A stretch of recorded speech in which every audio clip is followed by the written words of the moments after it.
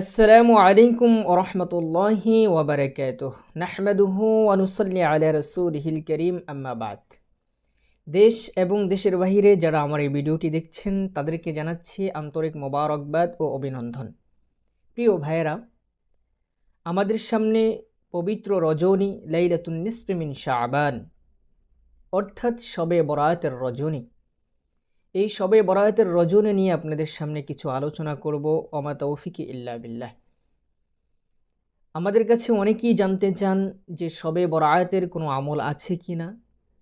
কিছু মুসল্লি ভাই আমাকে প্রশ্ন করেছেন আজকে যে হুজুর, শবে বরাত সম্পর্কে আপনার কিছু আলোচনা শুনতে চাই। আমরা অনেকেই শুনতে পাই যে শবে বরাতের রজনীতে আল্লাহ সুবহানাহু ওয়া তাআলা পবিত্র কুরআনুল কারীম নাজিল করছেন, এরকম কোনো সত্যতা আছে কি না, এই জন্য আপনার কাছ থেকে কিছু জানতে চাই। এবং শবে বরাতের রজনী আমরা কি কি আমল করব, এই আমল সম্পর্কে আপনার কাছ থেকে জানতে চাই। সেই সম্পর্কে আজকে কিছু আলোচনা করব ইনশাআল্লাহ। প্রিয় ভাই, শবে বরাত এটা ফার্সি শব্দ। আমাদের দেশে ফার্সি শব্দ আদি যুগ থেকে ব্যবহৃত হয়ে আসছে। শবন অর্থ হচ্ছে রাত, বরাত অর্থ হচ্ছে পরওয়ানা অর্থাৎ ভাগ্য। তাহলে বলা যায় শবে বরাত অর্থ হচ্ছে ভাগ্যের রজনী, ভাগ্যের রাত। এই রাতে অনেকেই আমাদের কিছু দিনী ভাই আছেন একেবারে পাড়াবাড়ি করে ফেলেন, আবার কিছু কিছু ভাই আছেন একেবারে ছাড়াছাড়ি করে ফেলেন। কেউ বলতেছেন যে শবে বরাতের রাত্রে আল্লাহ সুবহানাহু ওয়া তাআলা কুরআনুল কারীম নাজিল করছেন, এই শবে বরাতের রাত্রে ভাগ্য নির্ধারিত হয়। আবার কেউ কেউ বলতেছেন শবে বরাত সম্পর্কে কোনো রজনীই নাই, কোনো হাদিসই নাই। আমরা বেশি বাড়াবাড়িও করব না, বেশি ছাড়াছাড়িও করব না, আমরা মধ্যম পন্থা অবলম্বন করব। অনেক ভাই বলেন যে শবে বরাতের রজনীতে আল্লাহ সুবহানাহু ওয়া তাআলা পবিত্র কুরআনুল কারীম নাজিল করছেন। তারা দলিল দিচ্ছেন পবিত্র কালামুল্লাহ শরীফ থেকে সূরাতুদ দুখানের প্রথম 3টি আয়াত।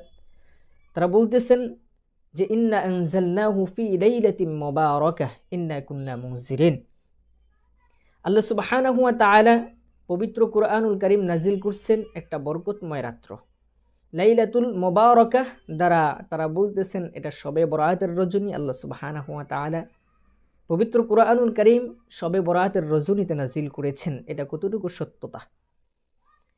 আমরা যদি কোরআন বিশ্লেষণ করি তাহলে আল্লাহ সুবহানাহু ওয়া তাআলা পবিত্র কালামুল্লাহ থেকে স্পষ্ট আয়াত নাজিল করেছেন কোরআন নাজিল সম্পর্কে। আমরা সেদিকে আলোকপাত করি। আল্লাহ সুবহানাহু ওয়া তাআলা স্পষ্ট বলে দিচ্ছেন ইন্না আনজালনাহু ফি লাইলাতিল কদর। আমি আল্লাহ সুবহানাহু ওয়া তাআলা পবিত্র কুরআনুল কারীম নাজিল করেছি কদরের রাত্র। এখন আপনি বলতে পারেন কদরের রাত্র কোন দিন, কোন মাস? আল্লাহ সুবহানাহু ওয়া তাআলা তাও স্পষ্ট কুরআনুল কারীমের মধ্যে আপনাকে আমাকে জানিয়ে দিচ্ছেন শাহরু রমাদানাল্লাযী উনজিলা ফীহিল কুরআন। আমি পবিত্র কুরআনুল কারীম নাজিল করেছি রমাদান মাসে। সুবহানাল্লাহ। আল্লাহ সুবহানাহু ওয়া তাআলা স্পষ্ট বলতেছেন যে পবিত্র কুরআনুল কারীম আমি কদরের রাত্রে নাজিল করছি এবং রমজান মাসে নাজিল করছি। সেই ক্ষেত্রে আমরা ধরে নিতে পারি আল্লাহ সুবহানাহু ওয়া তাআলা পবিত্র কুরআনুল কারীম কদরের রাত্রি নাজিল করেছেন, শবে বরাতের রাত্রে নাজিল করেছেন। এটা ভুল তথ্য, আমরা এটা ভুল বলে জানি।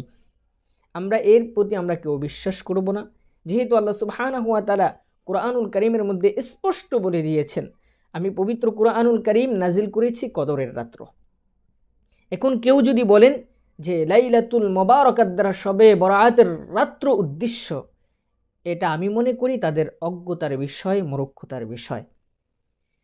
অধিকাংশ মুফাসসিরিনে কেরাম যারা আছেন তারা লাইলাতুল মুবারাকাত দ্বারা লাইলাতুল কদরকে উদ্দেশ্য করেছেন। এই জন্য আমরা কেহ বিভ্রান্ত হব না। প্রিয় ভাই, অনেকেই বলেন যে শবে বরাত রাত বলতে কোনো শব্দই নেই, কোনো হাদিস দ্বারা প্রমাণিত নয়। যারা এই কথা বলে আমিও মনে করি তারা অজ্ঞতার মধ্যে আছে, মূর্খতার মধ্যে আছে। 10 জন সাহাবায়ে কেরামদের থেকে হাদিস পাওয়া যায় যে শবে বরাত সম্পর্কে। একটি হাদিস আপনাদেরকে জানাচ্ছি ইবনে মাজাহ শরীফ থেকে। হযরত আলী রাদিয়াল্লাহু তাআলা আনহু বর্ণনা করেন, ইযা কানাত লাইলাতুন নিসফি মিন শাবান, যখন তোমাদের সামনে অর্ধ শাবানের রাত্র চলে আসে, তখন তোমরা কি করবা? কুমু লাইলাহা ওয়া সুমু ইয়াওমাহা, আল্লাহর হাবিব সাল্লাল্লাহু আলাইহি ওয়াসাল্লাম বলেন, তোমরা ওই দিন ওই রাত্রে তোমরা রাতের বেলায় নামাজে দাঁড়িয়ে যাও এবং পরের দিন সিয়াম সাধনা করো। সুবহানাল্লাহ। কেন করবা?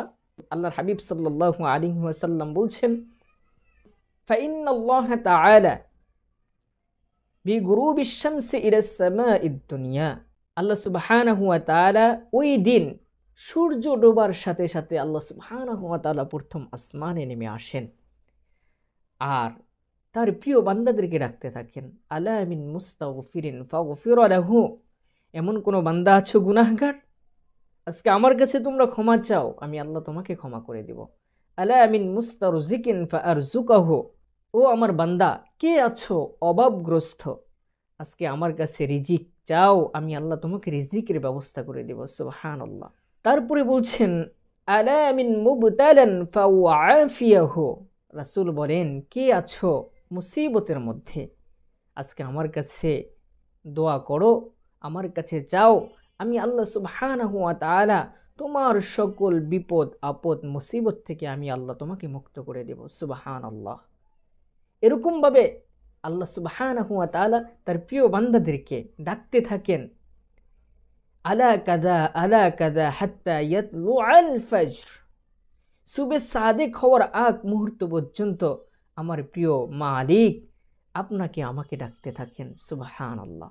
এই জন্য আমাদের এই রাত্রে করণীয় হচ্ছে রাতের বেলায় নামাজ আদায় করব, পরের দিন সিয়াম সাধনা করব, যত বেশি পারি আমরা নফল সালাত আদায় করব। আল্লাহ সুবহানাহু ওয়া তাআলার দরবারে কোনো বান্দা যদি নফল সালাত আদায় করে, আল্লাহর হাবিব বলেন যে যত বেশি সিজদা দিবে সে তত বেশি আল্লাহর নিকটবর্তী হবে। ওয়াসজুদ ওয়াক্তারিব, যত সিজদা তত আল্লাহ পাকের নিকটবর্তী। সুবহানাল্লাহ।